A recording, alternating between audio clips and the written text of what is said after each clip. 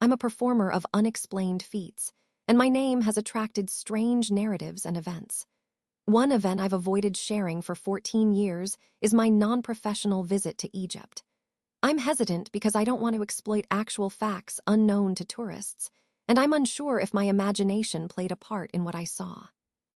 In 1910, I finished a professional engagement in England and signed a contract for a tour of Australian theaters. My wife and I traveled down the continent, embarking on the P&O steamer Malwa, bound for Port Said. We visited historical localities in Lower Egypt before leaving for Australia.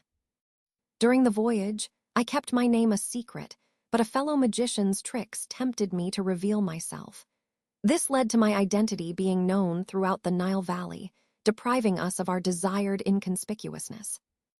We arrived in Egypt seeking the picturesque and mystically impressive, but found little at Port Said. We proceeded to Cairo and the pyramids, later going to Alexandria.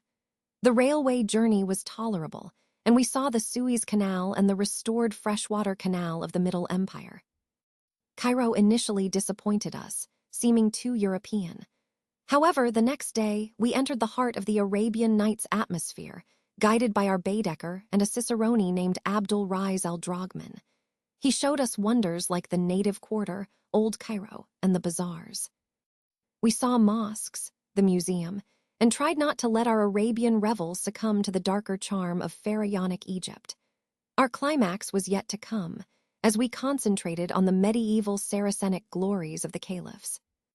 Abdul took us to the ancient mosque of Sultan Hassan and the tower-flanked Bab el-Azab, beyond which climbs the steep-walled pass to the mighty citadel that Saladin built. We scaled the cliff, circled the modern mosque of Mohammed Ali, and looked down over mystic Cairo.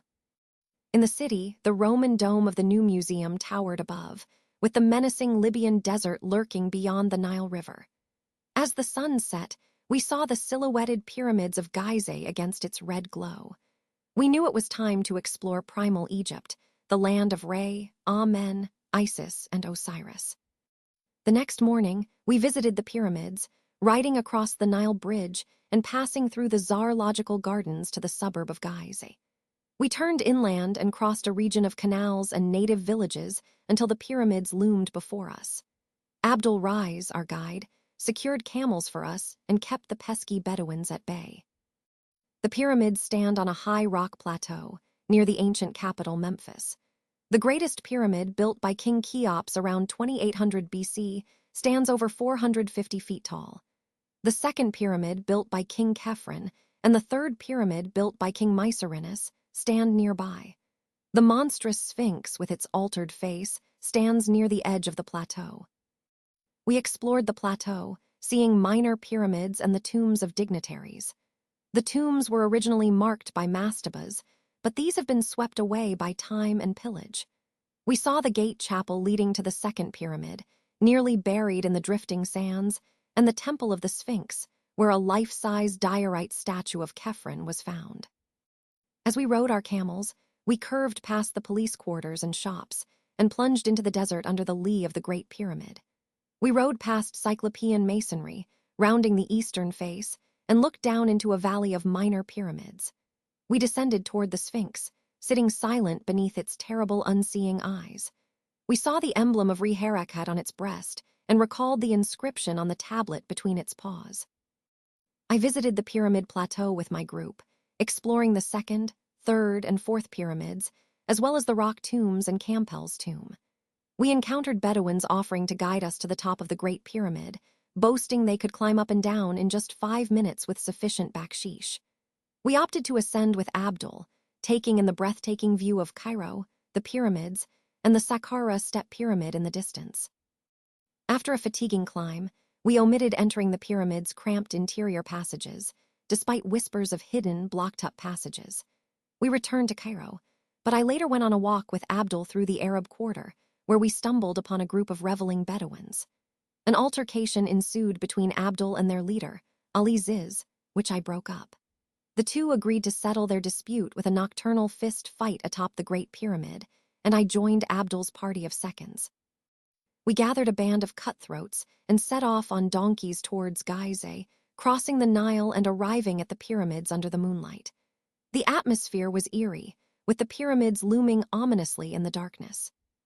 In Egypt, I visited the Great Pyramid with Abdul Rise, who offered me help I didn't need. At the top, a boxing match took place, and Abdul was declared the winner. The Arabs celebrated, discussing my escape artist skills, but with hostility and skepticism. I realized that ancient Egyptian magic still lingered, and my presence was resented. Suddenly, the Bedouins attacked me, binding me with ropes and gagging me. Abdul mocked me, saying I'd soon face a supreme test of my magic powers. They carried me down the pyramid, and I was lowered into a deep, narrow well, feeling a sense of horror and disorientation. As I descended, the rope seemed infinitely long, and I scraped against the rough walls, feeling pain and smelling a strange, spicy odor. My mind was overwhelmed, and I fainted. When I regained consciousness, I was haunted by dreams of being crushed by a giant, yellow hairy paw, Egypt itself. In my dream, I relived the events of the past weeks, feeling lured by an ancient Egyptian sorcery spirit. I saw eerie processions of priests with animal heads, marching through underground labyrinths, making sacrifices to unknown gods. I felt the evil presence of necromancy, chasing me through the darkness. Then I saw my guide Abdul Rise, resembling Khephren the Great, who built the second pyramid and the temple of the Sphinx. I remembered the fight on the pyramid, the treacherous Bedouins, and my terrifying descent into the rock depths. I woke up, finding myself on a damp rock floor, still bound. I sensed a foul air and detected a faint current of noxious air. I knew I had to escape, but the Arabs might be waiting for me at the entrance. As I struggled to free myself, the rope began to pile up, accumulating rapidly and engulfing me. I realized that I was not in the Temple of the Sphinx, but in a nameless cavern world, deep within the earth. I experienced a terrifying confirmation of ultimate horror, which led to my second fainting spell. My dreams were filled with visions of ancient Egypt's dark secrets, including the construction of elaborate sepulchres and the beliefs of the dead's journey beyond the tombs.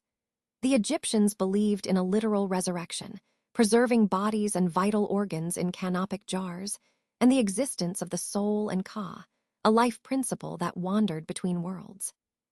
They also believed in the possibility of a glorious rebirth, but not all souls were approved, and some tombs were violated. I dreamed of Khephren, the pharaoh of the second pyramid, and his consort Nitocris, who ruled over hybrid mummies. My most horrific vision was connected to a question I had asked myself about the Sphinx and its possible connection to the temple nearby. When I awoke, I found myself freed from the suffocating rope, but covered in dried blood and pierced by wounds. I realized that a hostile agency had removed the rope and inflicted injuries upon me. Despite my fear, I felt a new sense of courage and determination to escape. I used my skills to free myself from my bonds and eventually stood up, ready to face my enemies. However, I was met with an ebony blackness, and I couldn't decide which direction to go. I paused to note the direction of the cold, fetid air current, hopping to find a way out. I ventured into the abyss, tracking a landmark and walking towards it. With a matchbox and flashlight, I navigated the darkness, but the air grew thick with a foul odor. I realized I was walking in the wrong direction and decided to follow the strange current, hopping to find an aperture and escape. The air led me to a descending step, and I tumbled down a black flight of stairs into a gulf of horror. I lost consciousness, but when I awoke, I found myself crawling through darkness, surrounded by colossal blocks and Titan columns with hieroglyphics. I heard ancient, ceremonial sounds: flute, sambuc, sistrum, and tympanum that filled me with terror. The sounds grew louder, and I sensed the approach of marching things, their footfalls moving in perfect rhythm. I hid behind a column as the tramping drew near, accompanied by flickers of light in the malodorous wind. In a scene of stony awe, I stood frozen in wonder and fear. Giant columns with hieroglyphics carved by unknown hands surrounded me. I tried not to look at the marching creatures with human hands and animal heads, carrying torches that cast eerie shadows. The air was thick with the stench of putrefaction. I prayed, hoping it was just a dream. The creatures assembled, worshipping a great black aperture flanked by two giant staircases. Kephren, their leader, and Queen Nitocris, with half her face eaten away, threw objects as offerings. I realized I had to escape, so I crawled towards the staircase, avoiding detection. The climb was agonizing, but I finally reached the landing. As I peered over the parapet, I saw the creatures hailing a monstrous, yellowish, hairy creature emerging from the aperture. It had 5 shaggy heads and rigid tentacles, devouring the offerings. I was fascinated, yet horrified, as it leaped and retreated into its den. As I turned to flee, I climbed an endless staircase, guided by neither sight nor logic. I must have dreamed, for when dawn broke, I found myself standing before the great Sphinx in Guise. The Sphinx's face seemed to mock me, and I wondered what monstrous creature it was meant to represent. In my dream, I saw a horrific, unknown god, a 5-headed monster as large as a hippopotamus, feeding on unspeakable horrors. But I awoke, relieved it was just a dream.